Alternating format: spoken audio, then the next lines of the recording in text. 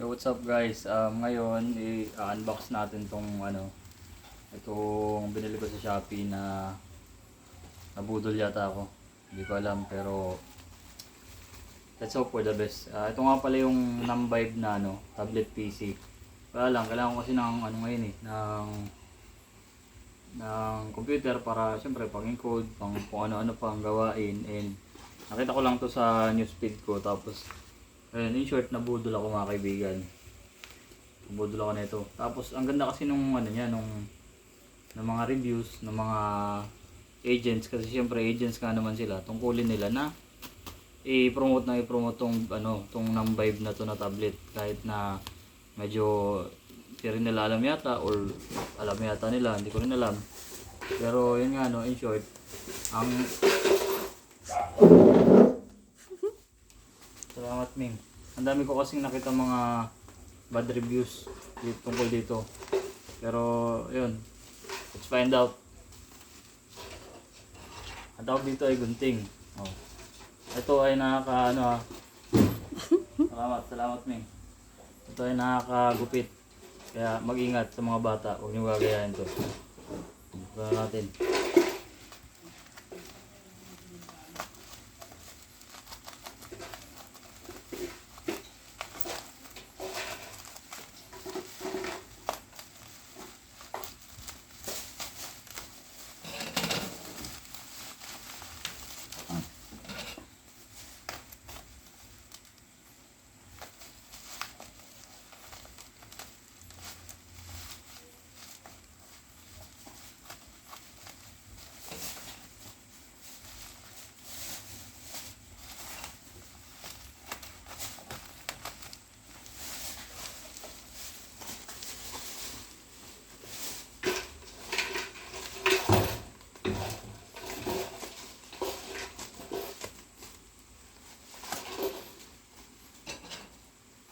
Actually guys, nag-Shopee Pay ako nito.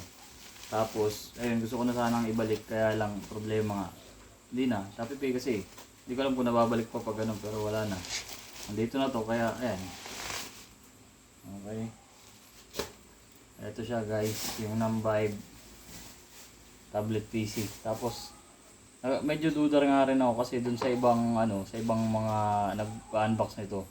Yung iba, pag inopen mo siya, nakalagay Numvibe. Dun sa ibang nakalagay MediaTek. So, hindi natin alam. Tapos ito nga pala, yung mga kasama na tong gifts. May mga freebies. Kaya talagang nakakabudol din talaga. So, tingnan natin kung anong laman nito.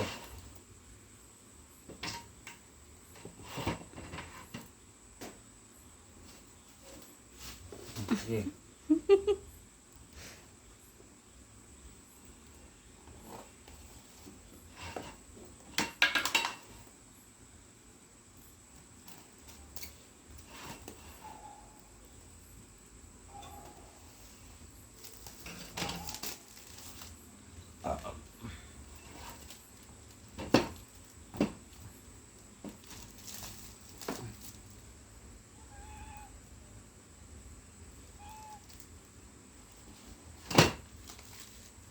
Okay, so makikita natin dito sa loob, meron siyang Numvibe, yung kanyang warranty, and 7 days trial, tapos pwede daw ibalik.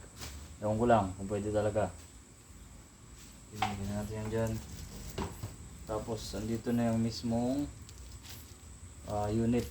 Okay naman, mabigat, medyo ayan, yun siya.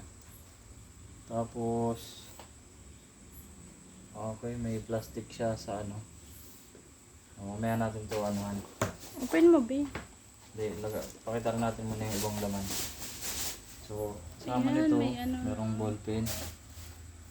Be, wag dyan sa plato. Merong USB, Type-C, earphone, Type-C cord, ayun, charger. Sakto guys, kailangan ko ng charger, wala na charger dito. Tapos siyempre may kasama din siyang tawag dito, Stand. plastic lang to guys. Tapos may kasama na rin siyang SIM adapter, tapos pang tusok. Tapos bukod doon, may kasama na rin siyang case, pero wala siyang kasamang keyboard. Hindi ko alam kung ba't wala siyang kasamang keyboard. Pero orderin na lang siguro yun separately. So dito na tayo sa main part, which is yung tablet. Ayan. Okay naman siya. Mukha namang maganda. Pero yun nga, yung camera daw dito, base dun sa mga nakita ko. Tatlo yung camera nito, pero pag binuksan mo to, isa lang daw to. Hindi ko rin sure. Ayan, makikita nyo sa likod ng Vibe. Okay naman, makinis. Tapos ito, try natin siyang i-open. Volume button and power button. Parang ang kapal niya.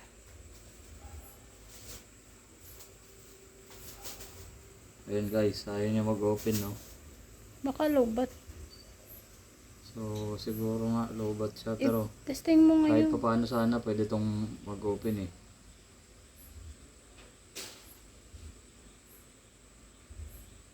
Ayun, wala talaga. So charge natin siya gamit yung kanyang charger. Tanggalin mo na yung sa kusina.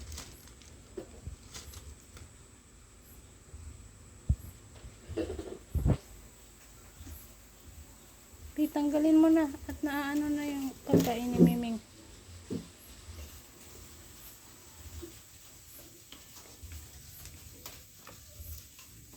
Bimali talaga yung tinanggal mo.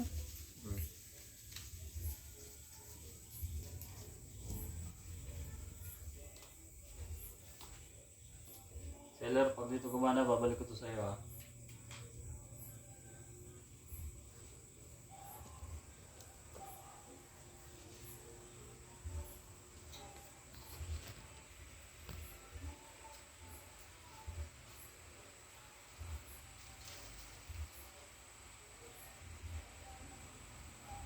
Nasa taas, be. I mean, walang LED na umilaw, hindi ko alam kung bakit. Mm.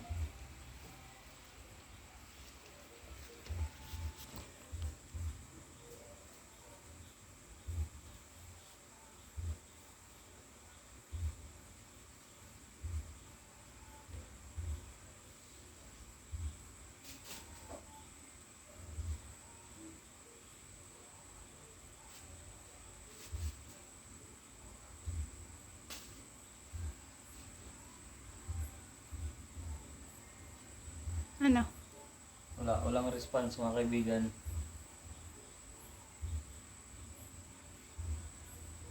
Mabuti na lang nag-video tayo. Kaya advice ko rin sa lahat ng mga umorder, lalo ng mga ganito, mga gadgets. Parati kayo mag-video pag nag-unbox kayo para may pang-proof tayo kay seller. Seller, tama naman.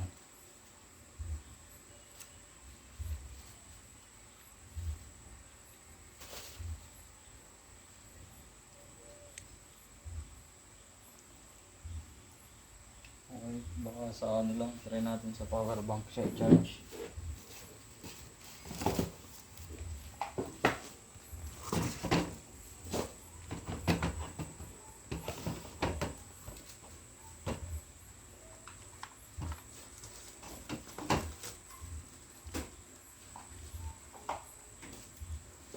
Di ba dapat may nailog dyan sa may tabi ng camera? Oo nga, wala nga. Tingnan mo daw kung nag-charge dun sa ano. Ilaw?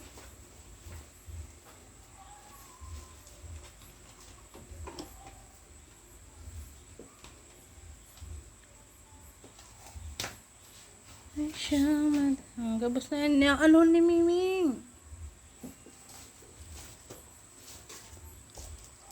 Ito, doon sa kabilang lamesa.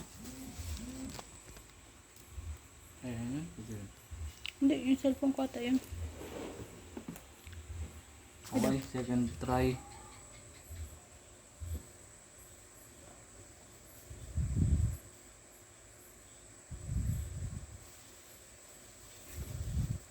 Wala talaga.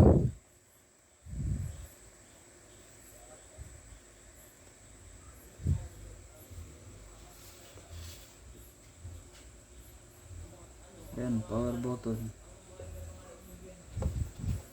Ito, ano ito?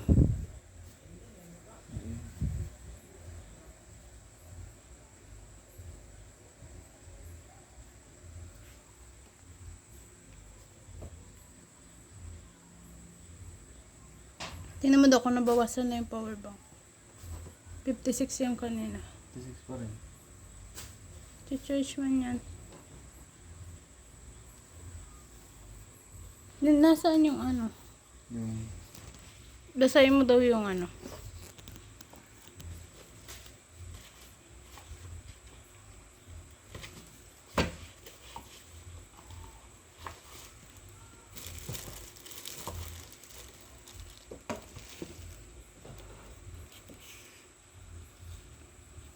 wala. Wala siyang manual. Do not rush to give a negative review. Please contact the e-commerce platform WhatsApp after sale. This required, please provide the tracking code for the return package after sending it out. Once you receive the return package, we will send you a new tablet or give you a refund. So, ayun, bibigyan daw tayo nila ng bago nito or refund. Pero since ganito na, refund na lang siguro ang ibigay ninyo sa akin.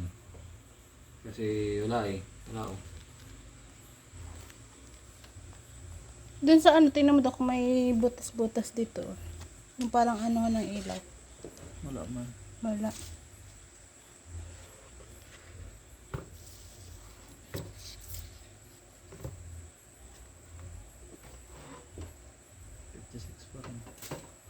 Charge, matagal kasi ang ano yan. Tigsalpak mong ayos yung charger.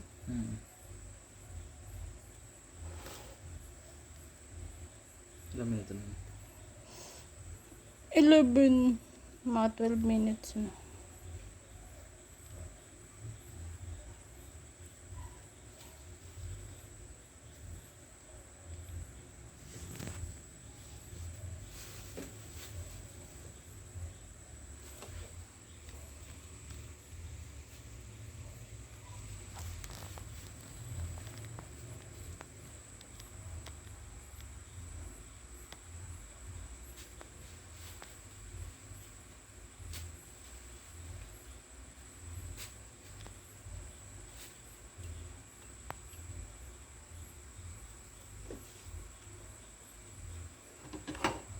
Matagal mag ano yan, maglubat. Okay lang, sana dapat kahit paano Kaya nga. mag-respond siya. Kung nakita mo sa video, ilang minutes na siya nag-charge.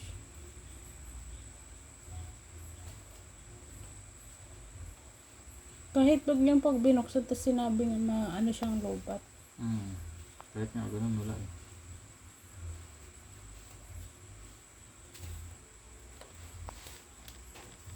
Ayun nga rin, dun sa mga devices na, kasi ang alam ko, dun sa mga nakita ko nag-review nito, nag-unbox nito, nung pagdating sa kanila, hindi masyadong drain na drain yung battery. Kumbaga, siguro low bat, pero at least nag-open yung device. Pero ito kasi, dumating, nakita nyo naman, in-unbox natin.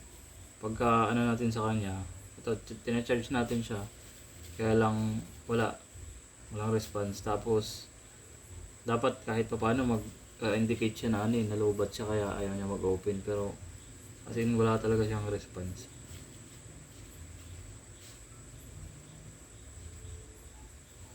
Ayun, so siguro kontakin ko na lang si seller nito, no, para kahit pa paano mabigyan niya ako ng refund or kung ano pa man. Seller, hello, nakikita mo naman, no, so nag-unbox kami tapos ganito, chinarge namin, ayaw niya pa rin mag-open. So may proof naman ako dito sa item mo na na-receive ko. So usap-usap na lang tayo mamaya. Okay, kain lang muna kami. Try mo ba yung pindutin pa? Try ko ulit for the last time. Kailang minutes na eh. 3 minutes na siyang charge.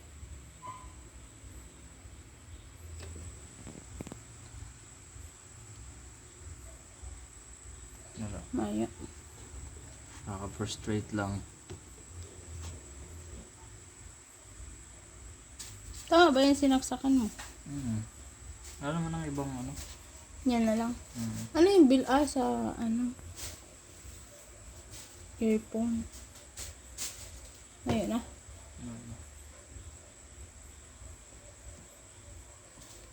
Ano ito? Isip.